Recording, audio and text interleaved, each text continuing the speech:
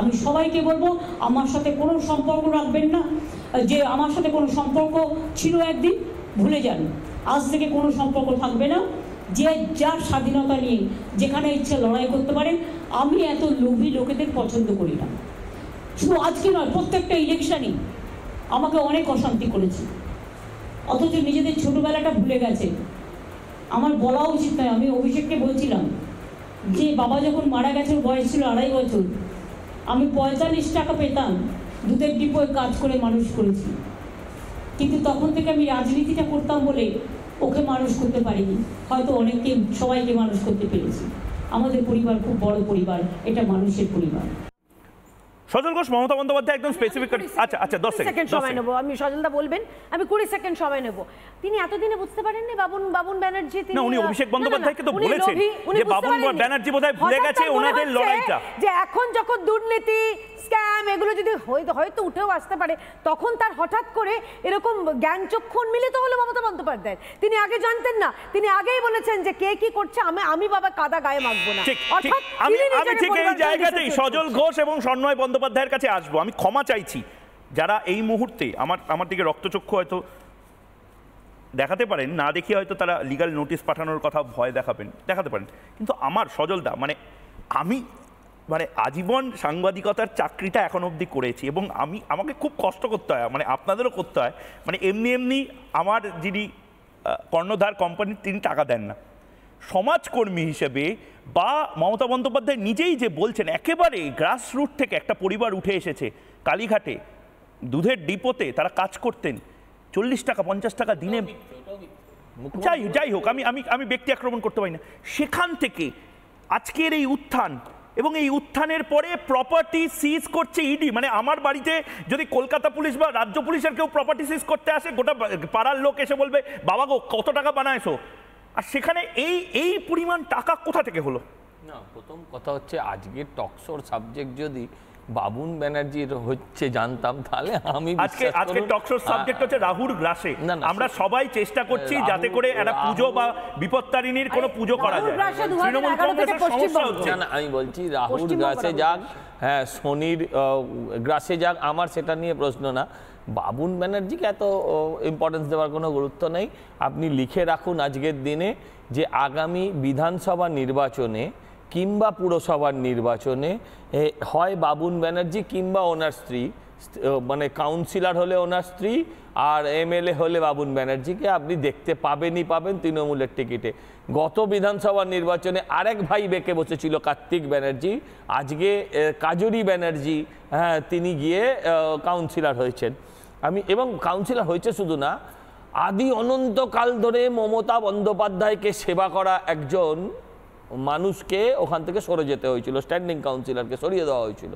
এবারে আমি বলি যে দেখুন, এই ওনার পরিবার যে রাহু কেতু সব আছে পরিবারে, কেউ বাদ নেই, শনি রাহু কেতু সব কটা আছে। হ্যাঁ, এরা কিন্তু নতুন নয়, এর আগেও আমরা জানি মুখ্যমন্ত্রীকে মাকে নিয়ে বলছে লোভ হয়েছে। আমি বলছি হবে না, দাঁড়ান আমি একটু কথা বলছি। সেটা হচ্ছে এর আগেও মাকে নিয়ে পার্টি অফিসে গিয়ে থাকতে হয়েছিল। এবার লোভ, হ্যাঁ সত্যি তো, সব যদি ভাইপোকে দিয়ে দেয় বাকিদের তো যন্ত্রণা হবে, রাগ হবে, অভিমান হবে, সেই অভিমানের বহিঃপ্রকাশ ঘটবে। এটা তো ঘটনা, ভাইকে না তাড়িয়ে ভাইপোকে তাড়ালে দেশ দল পরিবার উনি সব বাঁচত, অনেকটা বাঁচত। হ্যাঁ, সেটা না করে উনি এই ভাইকে তাড়াচ্ছেন, ত্যায্যপুত্র করছেন ভাইকে।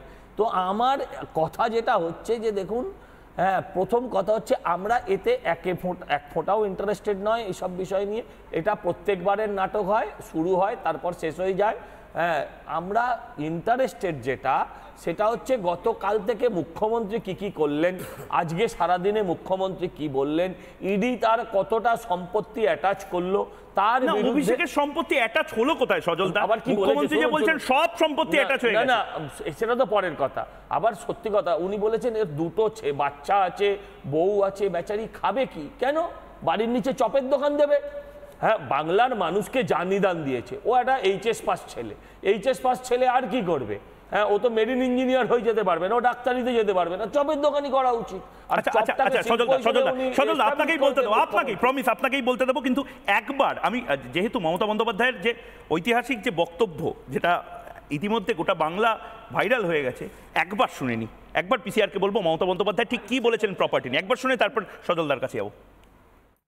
आपको पता नहीं है अभिषेक, एक देखो एक यंग लड़का, उसको तो कुछ करना पड़ेगा, जब शादी किया है 2 बच्चा है, खिलाए खावाएगा कैसे, कुछ तो करना है, घर में बैठने से तो खाना नहीं मिलेगा।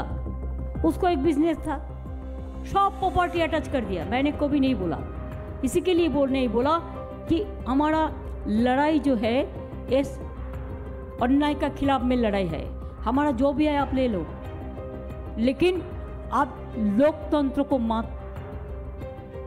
उसका अधिकार मत छीनो। সত্যি তো অভিষেক বন্দ্যোপাধ্যায় করবেনটা কি? ব্যবসা তো একটা, মানে ব্যবসা করা তো অন্যায় না। সমাজ সেবা করতে বলুন, ওই বাড়িতে আরেকজন সমাজসেবী আছে, আমি বলতে পারি মাদার টেরিজাই ফান্ড জোগাড় করতে পারেন নিজের নামে। ওই বাড়িতে আরেকজন সমাজসেবী আছেন যিনি মাত্র সমাজসেবা করে 5 কোটি টাকা রোজগার করেছেন। কত বছর সমাজসেবা করেছেন সেটা অবশ্য আমি জানি না। তো আজকে ওনাকে সমাজসেবা করতে বলুন, ওনারও কোটি কোটি টাকা হয়ে যাবে। মানে এই যে এমপি তো সজলদা, এমপি মাইনে আছে তো, টাকা মাসে পায়। আমার দুটো ছেলে মেয়েকে খাওয়াতে পারবে না, এখন কি খাবে সেটার উপর তো নির্ভর করবে। হ্যাঁ, গরু খাবে, কয়লা খাবে, বালি খাবে, দেশের মানুষের চাকরি খাবে, সেটার উপর নির্ভর করে। আপনার আমার ছেলের মধ্যে মুড়ি ব্যক্তিগত আক্রমণ, ভালো জিনিস খান, আমার কি আপত্তি, চবনপ্রাশ খান, এ খান, আমার কোনো আপত্তি নেই। আমার যেটা বলার বক্তব্য হচ্ছে এই যে মুখ্যমন্ত্রী মিথ্যে কথা বলছেন। না, মুখ্যমন্ত্রী মিথ্যা কথার থেকেও বড় কথা হচ্ছে মুখ্যমন্ত্রী কোন প্রপার্টির কথা বলছেন। মানে ধরুন আজকে আপনি কোন সংস্থায় যুক্ত, সেই সংস্থার 7.5 কোটি টাকা অ্যাটাচ করেছে ইডি, সেটা কি আপনার ব্যক্তিগত প্রপার্টি হবে? লিপস এন্ড বাউন্সের এটা ঠিক, অভিষেক বন্দ্যোপাধ্যায়ের একটি কোম্পানি আছে, মমতা বন্দ্যোপাধ্যায়, সজলদা, আমি সন্ময় দা এবং দেবাশিস দার কাছে যাব, কিন্তু তার আগে সজলদা, মমতা বন্দ্যোপাধ্যায় কি আগাম একটা কু ডাকছে যে কোথাও গিয়ে হয়তো তৃণমূলের 10 কোটি টাকা দলীয় টাকা, বলছি অ্যালকেমিস্টের টাকা মানে হচ্ছে ওর শ্বশুর বাড়ির টাকা, ব্যক্তিগত। আরে শ্বশুর বাড়ির টাকা, সত্যি কথা বললে আবার ব্যক্তিগত কি?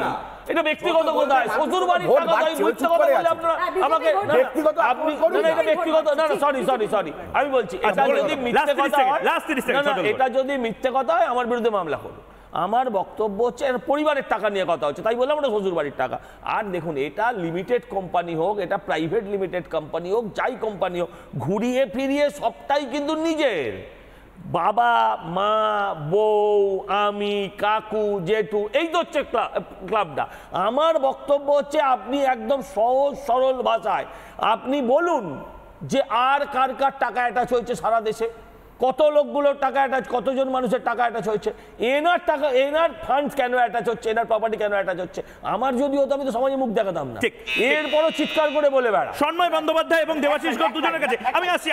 আচ্ছা বলেন, অজিত পাওয়ার, হেমন্ত বিশ্ব শর্মা, এদের টাকাগুলো বিজেপি জয়েন করেছে বলে, বেশ বিজেপি জয়েন করেছে বলে, বেশ আমরা জানি না অভিষেক বন্দ্যোপাধ্যায় বিজেপি জয়েন করবেন কি করবেন না, আপনি নতুন ডিবেট খুলে দিচ্ছেন এই জায়গা থেকে, সেটা আলাদা বিষয়। আমি সন্ময় বন্দ্যোপাধ্যায় আপনার কাছে আসবো। সন্ময় দা, আপনি শুনতে পাচ্ছেন যে বিতর্কটা এবং বিতর্কের আমার মানে একেবারে দর্শক, বা আমি ধরে নিন সন্ময় দা রাস্তায় আমার বন্ধু বান্ধবের সাথে চায়ের দোকানে বসে আছি এবং সত্যিই চা খেতে খেতে 5 টাকার 3 টাকার চা এবং যে কেক খেতে খেতে 7 টাকার কেক খেতে খেতে, এটা আমার প্রশ্ন যে অভিষেক বন্দ্যোপাধ্যায় প্রথমত এমন কি ব্যবসা করতেন যেটা গোটা প্রপার্টিটা নাকি ইডি অ্যাটাচ করে নিয়েছে, এবং 2 বলুন সন্ময় দা বলুন। আমি একটা কথা তোমাকে ইন্টারাপ্ট করছি, আজকে যে আলোচনার যে বিষয়টা, যে লাইন তোমরা শুরু করেছো, আমি ঠিক সেই জায়গা থেকে দুটো খুব ইম্পর্টেন্ট ভ্যালিড পয়েন্ট বলবো। 7.5 কোটি টাকা ইডি অ্যাটাচ করেছে জাস্টিস অমৃতা সিনহার বেঞ্চে, ইডির তরফ থেকে অফিসিয়ালি বলা হয়েছে এবং সত্যি অ্যাটাচ করা হয়েছে। রাজ্যের মুখ্যমন্ত্রী, যেহেতু আমারও মুখ্যমন্ত্রী, যতই তার বিরোধিতা করি, তার কথাই আমি বিশ্বাস করবো যে অভিষেক বন্দ্যোপাধ্যায়ের সমস্ত প্রপার্টি অ্যাটাচ হয়েছে। তাহলে কি ধরে নেবো যে 7.5 কোটি টাকাটাই শুধুমাত্র অভিষেক বন্দ্যোপাধ্যায়ের প্রপার্টি এবং তার বাইরে তার কোনো প্রপার্টি নেই? হতে পারে না সেটা। তার মানে রাজ্যের মুখ্যমন্ত্রী গতকাল মিথ্যা কথা বলেছেন, পয়েন্ট নাম্বার 1। এবং পয়েন্ট নাম্বার 2 হচ্ছে যে 7.5 কোটি টাকা অ্যাটাচমেন্ট হচ্ছে, তুমি খোঁজ নিয়ে দেখো, আমি খোঁজ নিয়েই বলছি, জাস্টিস অমৃতা সিনহার ব্যাপারে বেঞ্চে 7.5 কোটি টাকা এই অ্যাটাচমেন্টের ব্যাপারে অভিষেক বন্দ্যোপাধ্যায়ের পক্ষ থেকে বিরোধিতা করা হয়নি। এবং এইখানেই লুকিয়ে রয়েছে অঙ্কটা।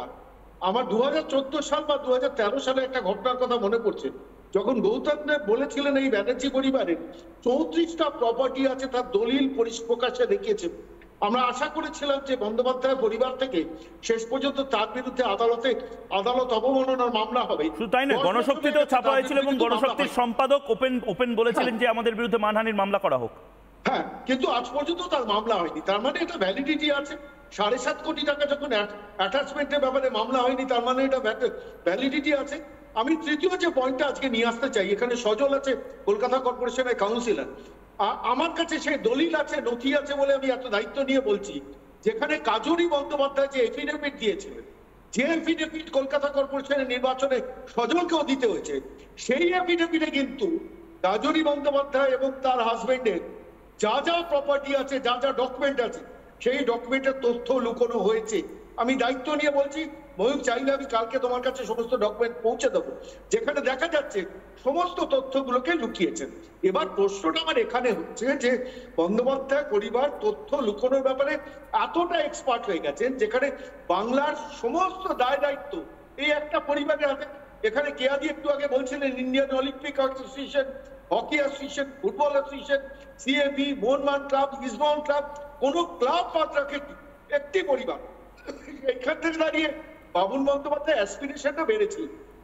আমি যা শুনেছি, হাওড়ায় সম্ভবত তিনি একটি বাড়িও কিনে নিয়েছেন, অর্থাৎ আগামী দিনে হাওড়ার সাংসদ হওয়ার স্বপ্নটা তিনি মনে মনে লালিত পালিত করেছেন, অন্যায় কিছু নয়। তার কারণ এটা তো মমতা বন্দ্যোপাধ্যায় শিখিয়েছেন যে তৃণমূল কংগ্রেসের দুটো পোস্ট, আগে জানতাম একটা পোস্ট, দুটো ল্যাম্প পোস্ট, একটা মমতা বন্দ্যোপাধ্যায়, দুটো পোস্ট, একটা মমতা বন্দ্যোপাধ্যায়, একটা অভিষেক বন্দ্যোপাধ্যায়, তার বাইরে কোনো পোস্ট নেই। বলতো তারা আশা করেছিলেন যে আমরা আরো পাবো। কাজরি বন্দ্যোপাধ্যায় কোন গুণে তিনি কাউন্সিলর হয়েছেন, তার ভাইরা সমস্ত অ্যাসোসিয়েশন গুলোর মাথায় বসছে। আমি আরেকটা তথ্য এখানে অ্যাড করব, বিবেক মেলা বলে একটা মেলা হয়, এই বাবুল বন্দ্যোপাধ্যায়রা তার সঙ্গে জড়িত। কত 100 কোটি টাকা ভবানীপুর অঞ্চলে তোলা হয়, একটু খোঁজ নিয়ে দেখো। ভবানীপুর কালীঘাট অঞ্চলে একটা প্রপার্টি 6 ফুট বাই 6 ফুটের একটা দোকান বিক্রি করতে পারবে না এই ব্যানার্জি ব্রাদার্সদের সৌজন্যে। আমি দায়িত্ব নিয়ে বলছি, ওখানে যে কোনো সেই চিড়িয়াখানার যে ইউনিয়ন, ট্রেড ইউনিয়ন থেকে শুরু করে যত লেবার সাপ্লাই করা, সমস্ত এই ব্যানার্জি পরিবারের ভাইরা করবেন। স্বাস্থ্য দপ্তরের একটা ভবন রয়েছে নিউ টাউনে, তার সমস্ত স্ট্রাকচারের নির্মাণ এই ব্যানার্জি পরিবার করবে। আর তারপর এসে আজকে ত্যায্য ভাই করলেন। আমরা এতদিন ত্যায্য পুত্র কথাটা শুনে শুনে অভ্যস্ত হয়েছি, এখন বাংলার অভিধানে ত্যায্য ভাইটাও হলো, কালকে আবার মিটে যাবে। আদতে তো বকরার লড়াই, তৃণমূল কংগ্রেস সারা পশ্চিমবঙ্গে নেতা নেত্রী কর্মীদের যে বকরার লড়াই লড়েছেন, বাবুল বন্দ্যোপাধ্যায় সেই বকরার লড়াইয়ে যে আমি কিছু পেলাম না কেন,